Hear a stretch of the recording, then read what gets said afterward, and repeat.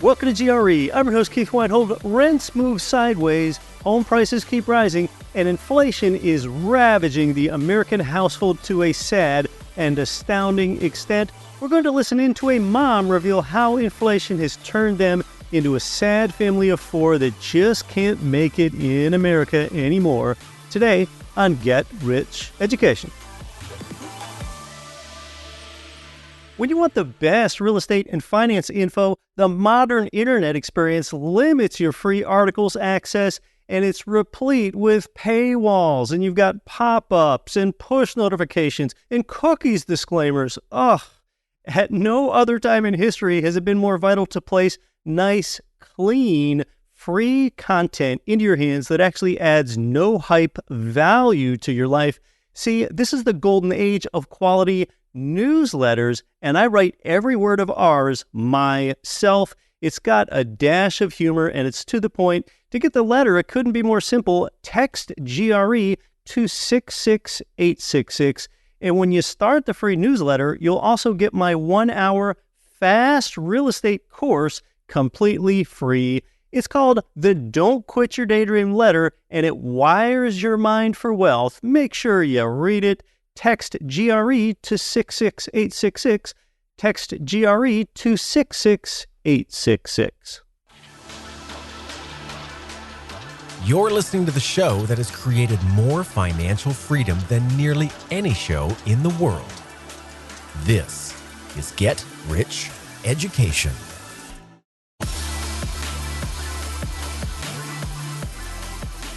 Welcome to GRE. From Bar Harbor, Maine to Ann Arbor, Michigan, and across 188 nations worldwide. I'm Keith Weinhold, and you're listening to Get Rich Education.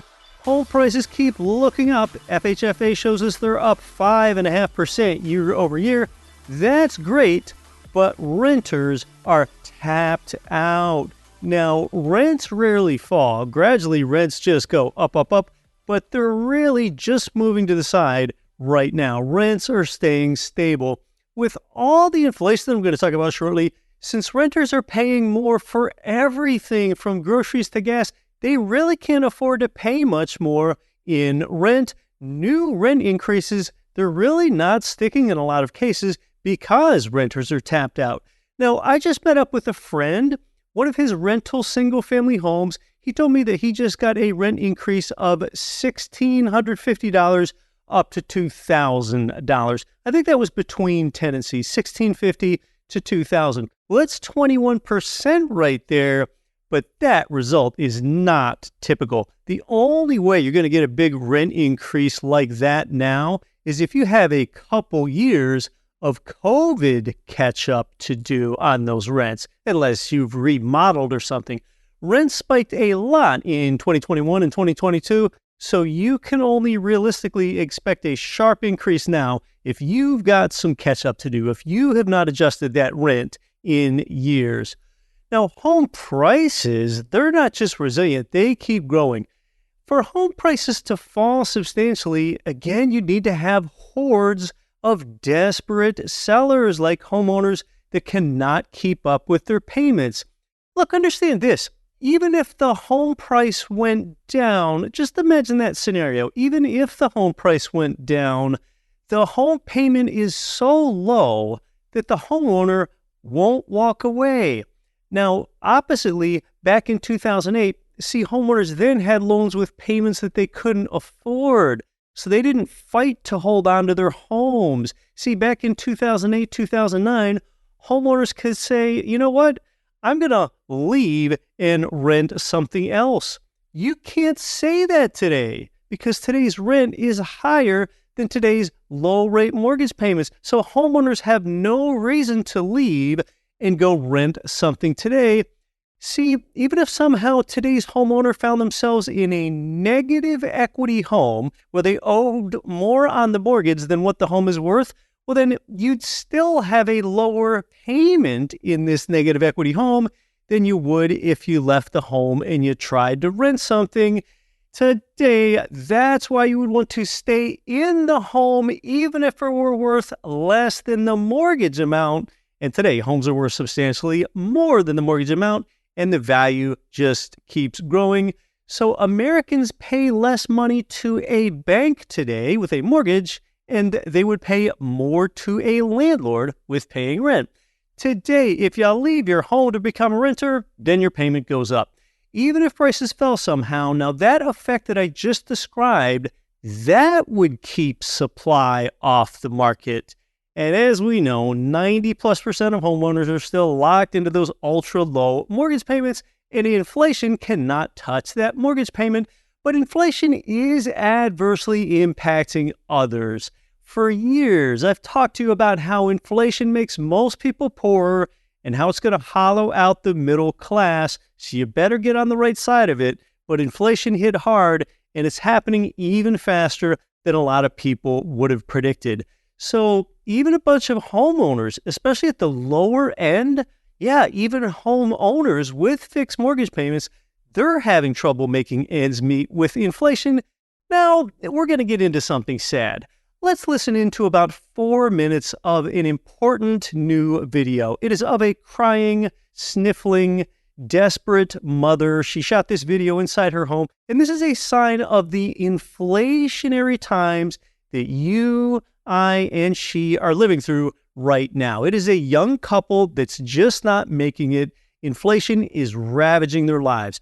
As we're about to listen into this sad video, this is a full-time registered nurse in Pennsylvania. She has a husband and they have 2 kids. So a family of 4. They live in a little 1,100 square foot ranch home there in Pennsylvania. And although it's small, the home looks newer. Things sound desperately bad, but their home itself, it doesn't look to be in squalid condition. It's just small and simple. Ignore some of the noise that she has in the background. This is what happens when inflation spikes and wages don't keep up. I don't know why I'm making this video, but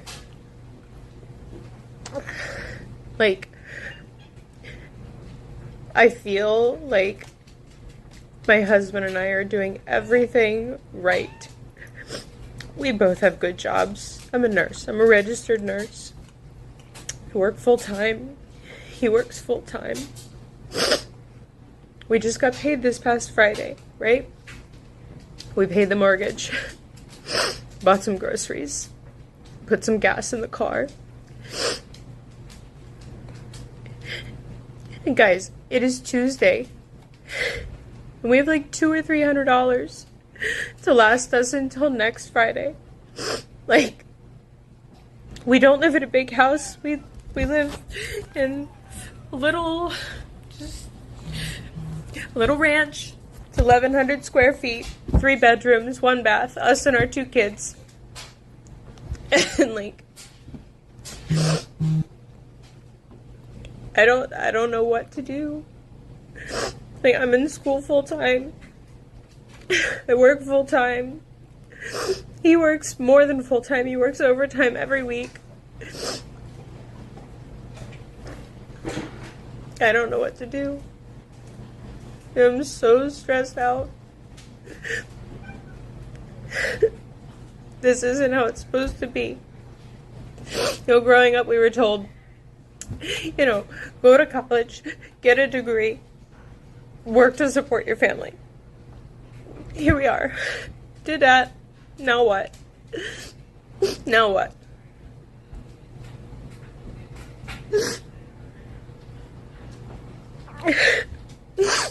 I'm not into politics. I don't follow it. Frankly, that stresses me out too. But like, I don't know. Somebody has to do something to change this, because like, I make good money. He makes good money. We don't live above our means. I don't know what less than paycheck to paycheck is. What is that? Poverty. As a registered nurse, with a husband, with a second income. He doesn't make as much as I do, but he still works and brings home good money. So, I don't know. While I was in school, all I could think about was, it'll get better. It'll get better after I graduate and I start working. And, we'll be able to pay our bills. We'll be able to not check the bank account if our kids say, Mom, can we go to the movies this weekend? Just be comfortable. And we're not. We're not at all. I don't know what else to say. It's just, I don't know. I know there's been a lot of videos on TikTok about people, talking about the economy and,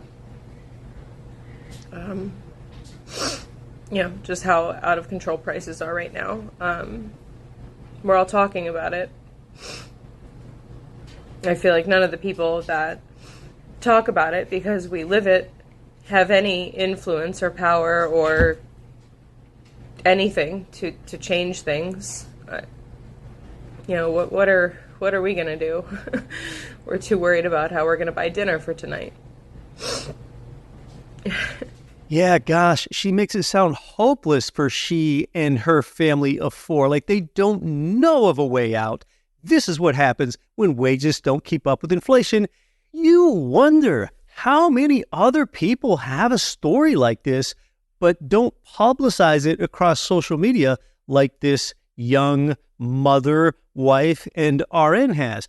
Lots of people are in this situation, but a lot of people fake it and even flaunt status symbols. Now, look, working for money, that can be virtuous. Society needs workers. You want a pediatrician working to look after your kids. You want a guy driving a bulldozer at the landfill because your trash has got to go somewhere. But you shouldn't have 100% of your income be income that you have to work for. That is actually a crazy, absurd notion if you think about it. To have you not work means that soon 100% of your income stops. That is wild, but most people actually structure their financial lives this way on purpose. Most people's only idea of income is something that they have to trade their time for. That's how this family that we just listened to, I would imagine that's how they think of it, and they're probably not listening to this show. Before I get on to the inflation here, now, I don't know if this RN and her husband contribute to a 401k type plan or not, but they're pretty common plans. So let's just assume that they do, because a lot of people like them do.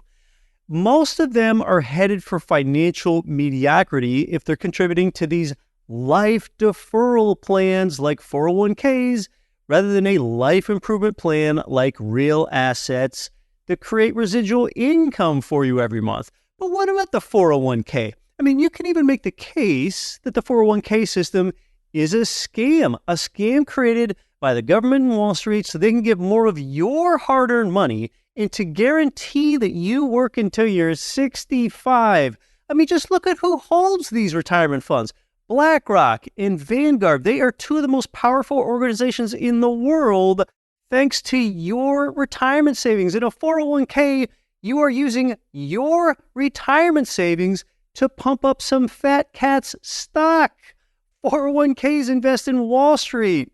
Would it not make sense to own some cash-flowing real assets, including rental properties, as part of your retirement plan? In a 401k type plan, if you pull out your savings before you turn age 59 and a half, you have to pay a 10% penalty to the government. Why would you have to pay a penalty on your own savings? And why does it go to the government? They give you the illusion that you save on your taxes by paying into a 401k. This is the same government that taxes you on anything except breathing air. All they do is they let you defer taxes on small amounts to tax you later on all the gains that you had over 40 years ago. They tell you to save in a higher tax bracket today, and then when you're 65, you'll get taxed at a lower tax bracket. Well, first of all, you have no idea what the tax rate is going to be in 20 or 30 or 40 years. And second, you really shouldn't have any intention to be in a lower tax bracket when you're 65. They condition you to think that you're going to have less money when you retire. They want you to think that way. Well, instead, savvy investors they consider themselves failures if they make less money when they're 65 than they do today. Ever wonder why people pay into their 401k their entire life, but yet they never feel ready to retire early? It is all by design. If you had consistent cash flow streams that you could live off of, you could retire way sooner. When people understand the 401k system that we get fed by Wall Street and the government, when they understand that, their entire strategy changes. Discard middle-class financial advice and invest like the wealthy do. Do what everyone else does instead, and you're going to end up like everyone else does instead. Longtime listeners here, they know that we actually had the man that invented the 401k back in the 1970s. He was here on the show a few years ago. That show is Get Rich Education Podcast, episode number 197, or you can listen to it directly at getricheducation.com/197. Besides being ravaged by inflation, by contributing some of their money to a 401k type plan, here's basically what a person is saying. Here's what they're saying when they do that. I bought an income stream that just probably starts sometime in the future. Instead, with the cash flowing real asset, you're saying, I bought a perpetual income stream that begins today. Would any sane person choose to have the residual income stream start maybe later rather than surely today? Or even probably later rather than surely today? Well, some people, they just don't know about their alternatives. It's not like they're unintelligent. But a 401k administrator, they're sure not incentivized to tell you about real assets or their plan custodians. I mean, those people, they would lose their income from the fees that they get. Now, when it comes to inflation, which is what seems to be ravaging this Pennsylvania family with the RN mother, inflation is created by the central bank, and you should really understand something here. There is no such thing as rent inflation. There's no such thing as food inflation. There's no such thing as energy inflation, even though we might use those terms. Inflation means an expansion of the money supply, so therefore rent, food, and energy inflation, they are all merely consequences of inflation. Rent, food, and energy are not the source of inflation. Businesses actually don't create inflation. Farmers don't create inflation. Landlords don't create inflation. All those prices for those things go up because of inflation. When the currency loses value, prices go up. You're letting the Fed off the hook when you say things like food inflation or rent inflation or energy inflation, actually, even though we all use those terms colloquially. You just know that a Coke used to cost a nickel for your grandparents, and from there, that prices only go up. It's just kind of baked into the way you think about prices, and I think about prices, that they just always go up. But see, there's no natural reason for prices to keep going up. Actually, the natural economic effect is for prices to fall, and that's because of innovation and more efficient ways of producing things as time goes on. Over time, you can use less manpower to make the same amount of cars, less manpower to make the same amount of homes, less manpower to make the same amount of computers. So that's why prices should fall. In fact, in America, prices did not rise at all from the year 1800 to the year 1900. Yes, basically prices for goods and services in America, they did not increase at all for that entire 100-year span, although there were a number of ups and downs within that century from 1800 to 1900, but prices didn't rise that entire century. Before World War II, the way that it worked in America is that episodes of high inflation were followed by periods of deflation, and that explains the fact that the price level, it just tended to move around this stable average. Wars are inflationary, but after wars, a deflationary period was felt. That would set in, and prices were restored to their pre-war levels. That's how the idea came to be that you could save your money, and your money, really currency, dollars, that might become more valuable over time. 100 years ago, you might gain prosperity if you held dollars for a few years. But after World War II, and especially after the dollar was totally depegged from gold in 1971, inflation really ramped up. The 1990s and early 2000s, that saw inflation persist, but inflation was pretty low in that era, and that was partly due to outsourcing our work for cheap wages to China and other places overseas. But yet, this myth that it's good to save dollars, that just persisted. Today, you lose prosperity by saving dollars. I think we all know that by now. Today, you must invest dollars, and you must do that above and clear of the inflation level in order for you to have any gains at all in your prosperity. You want more prosperity, not necessarily more dollars. So understand this long-term effect of inflation. Back in 1776, when America was founded, $1 back then, how far do you think that would go now? How far do you think a dollar from 1776 goes now? How many dollars would it take today in order to buy what $1 would have bought you in 1776? That's another way of thinking about it. Do you have any idea? Well, $1 in 1776, that bought what now takes $35.36 to buy today. Gosh, just amazing when you look at it long term. So what you can buy for $35.36 today, that might be a modest lunch for two or a decent lunch for one, or perhaps a table lamp is something you could buy for $35.36 today. But you could get any of those things for just $1 in 1776. So that's what it means in practical terms when you see that the dollar has lost 97% of its value since the founding of our nation. You have to chase and achieve a yield in order to not lose your prosperity. And that fact right there, that's really a reason that GRE exists. You have to chase and achieve a real yield above and beyond inflation, or else you will lose your prosperity, just like what's happening to that couple in Pennsylvania. Now, workers, just in general, they should dislike inflation. They don't know how to ensure that their wage keeps up with the true diminished purchasing power of the dollar. And see, that is why both parents have to work now. The powers that be, the Fed and everyone else, they don't want deflation. In deflation, your employer doesn't like trying to negotiate with you to lower your wage because workers hate seeing their wages go down. You can't explain to them that there would be 3% deflation, so they're going to knock 3% off your wage. It just doesn't work that way. Workers can't stand that.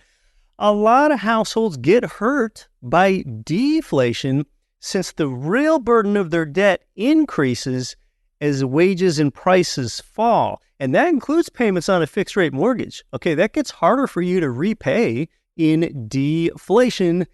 The good news is that your rents would benefit in deflation because you would get the same, say, $1,500 rent payment from your tenant, but each one of those $1,500 is worth more in deflation. But back to the real problem with inflation is that no one really notices this and makes a big deal about it to the extent that they should. Now, alternatively, when you have to pay a tax, you see the amount that's deducted from your paycheck. You see and feel the amount that you had to send to the IRS, say if you're making quarterly payments to them. But not so much with inflation. You don't see it. It's stealthy.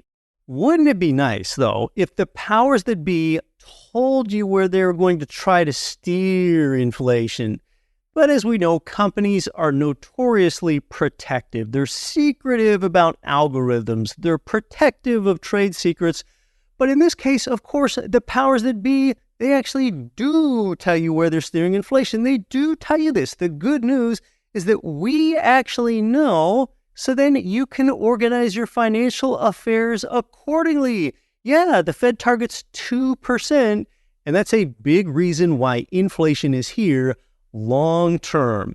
You can't direct the wind, but you can adjust the sails. Now that you know where the wind is going, adjust the sails accordingly. Take history over hunches.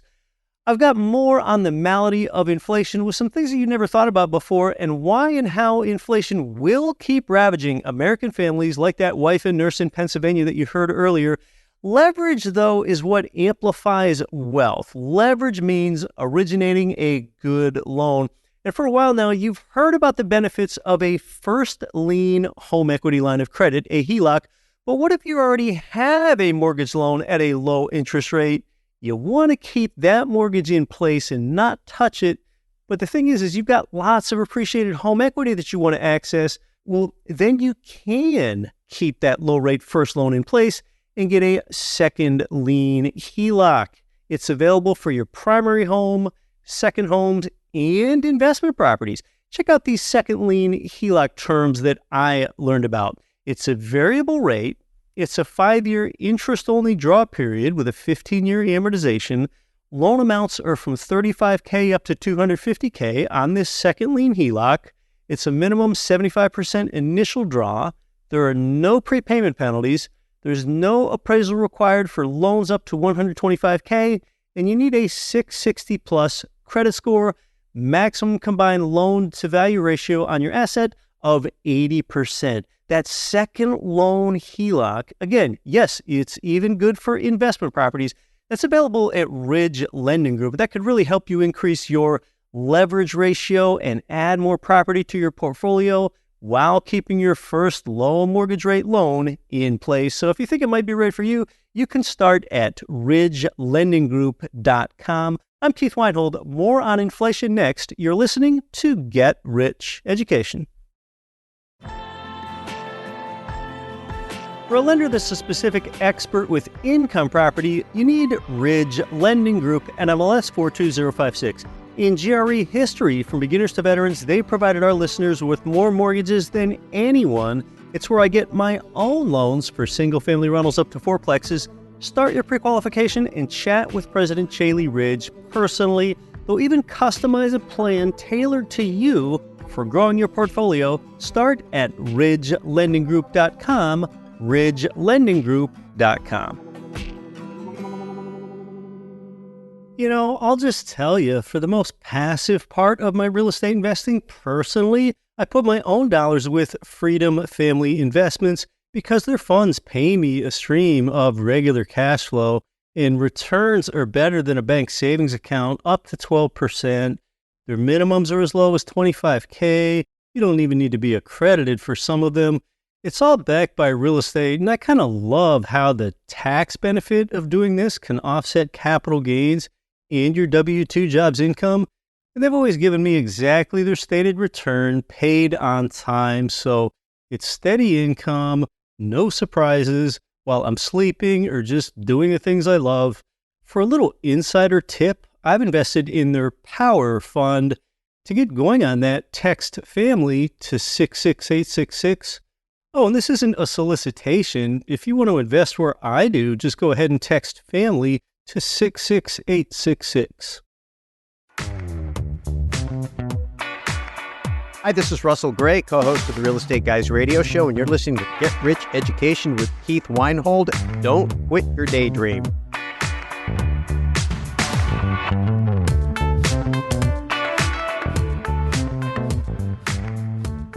Welcome back to Get Rich Education, episode 479. I'm your host, Keith Weinhold. The game is rigged against the middle class. Housing, tuition, and healthy groceries, and almost everything else becomes less affordable. Families can't afford to buy a house. Taxes eat most of their income, and their kids get trapped with outrageous student loans. Many times you hear people say the government should do something about it. Politicians win elections based on the promise to fix these things, but what their constituencies don't realize is that the government and Federal Reserve are the root cause of the problem. Out of control government spending, cronyism, corporatism, and a Federal Reserve printing money out of thin air, that leads to both asset inflation, which helps investors, and inflation of consumer goods, which hurt everyday people. It's all by design. Unless you decide that you are going to have your investor breakout moment, then all they do is pay you enough to live comfortably, but they don't pay you enough, don't let you keep enough, and don't educate you enough so that you can actually live free. Middle class, mainstream financial advice that's designed to keep you in the middle class. So it is up to you, the individual, to educate yourself and break that cycle. You might be the first breakout person of your family. This generation, you finally break out. So yeah, you learn how to protect your hard-earned money by following the tax code.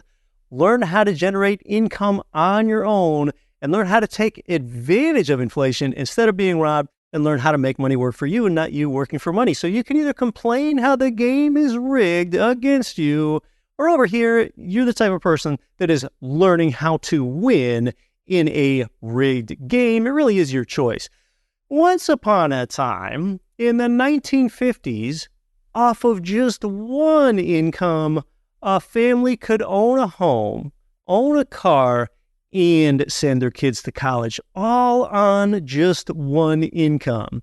But then in the 1970s and 1980s, inflation spiked, wages didn't keep up. Wages rarely do keep up when inflation spikes, and that's why both parents soon had to work in order to make it. That's probably the most devastating effect of inflation right there. The mother's not at home anymore.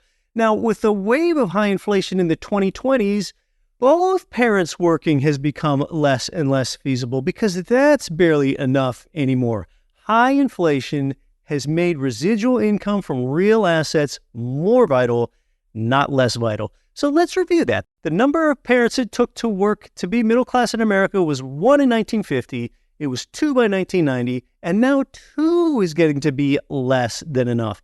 Each wave of inflation made it profoundly harder. Then between the big waves of inflation that we have, you've got this more subdued 2% inflation just always creeping in, eating away at the lifestyle of the saver and eating away at the quality of life and standard of living of the 401k investor. Now, if you don't know how inflation can actually make you wealthier rather than poorer, I want you to write something down. I don't want to explain the real estate inflation triple crown to longtime listeners. So if you're newer here and you don't want to be impoverished by inflation, go to getricheducation.com/triple crown, and all 3 short videos are right there on that page. Yes, it is how to profit from inflation 3 ways at the same time with real estate. It is at getricheducation.com/triple crown. If you want to know what people really think that the Fed is going to do with the direction of interest rates, what you do is you look at the direction of the futures market, and futures market pricing that continues to point to the likelihood that the Fed will not raise rates at any of its upcoming meetings, and in fact, it will likely start cutting by the springtime. That's what a lot of people think. That's not what I think. Recent Jerome Powell remarks, though, that does seem to reinforce that. Yeah, it's like everyone has an opinion on what they want the Fed to do, or when they think the Fed is going to make their next move.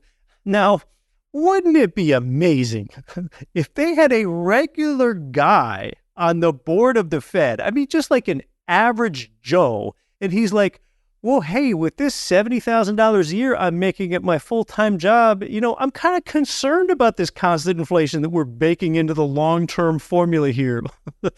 They need at least one average Joe on their board, not just a bunch of ex-Wall Streeters that used to work for Goldman Sachs. So most want Jay Powell and his FOMC peeps to lower rates so that people can borrow less expensively. Our recent GRE Instagram poll, it reinforced that too, but it is a minority, yet more people than you would expect, they still want to see rates raised further, and that probably has more to do with quashing inflation for sure and for good than it does enhancing savings account rates.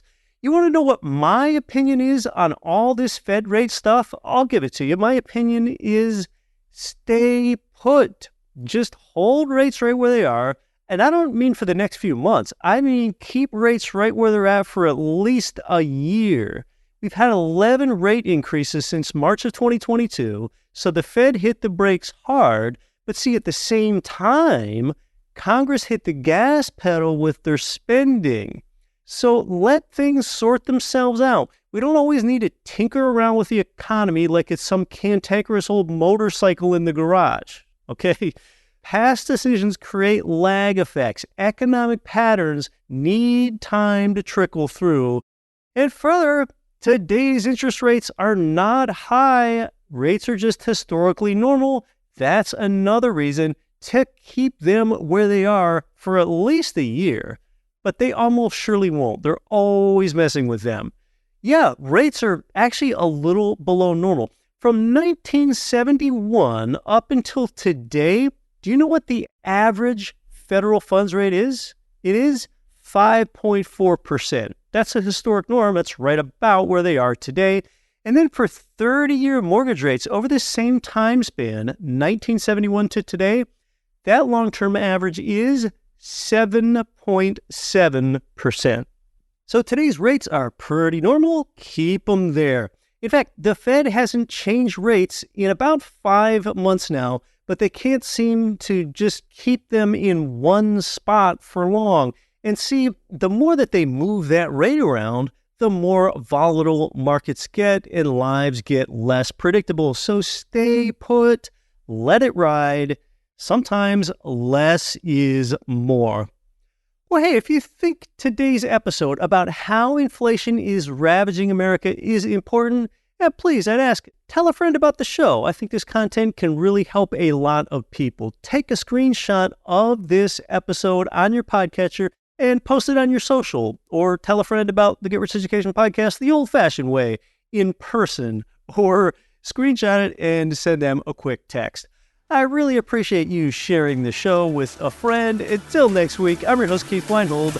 Don't quit your daydream.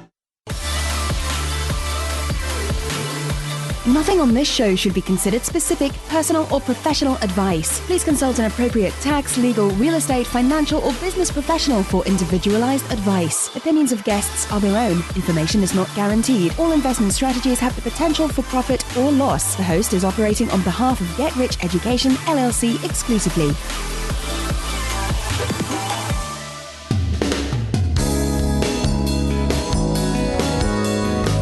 The preceding program was brought to you by your home for wealth building, GetRichEducation.com.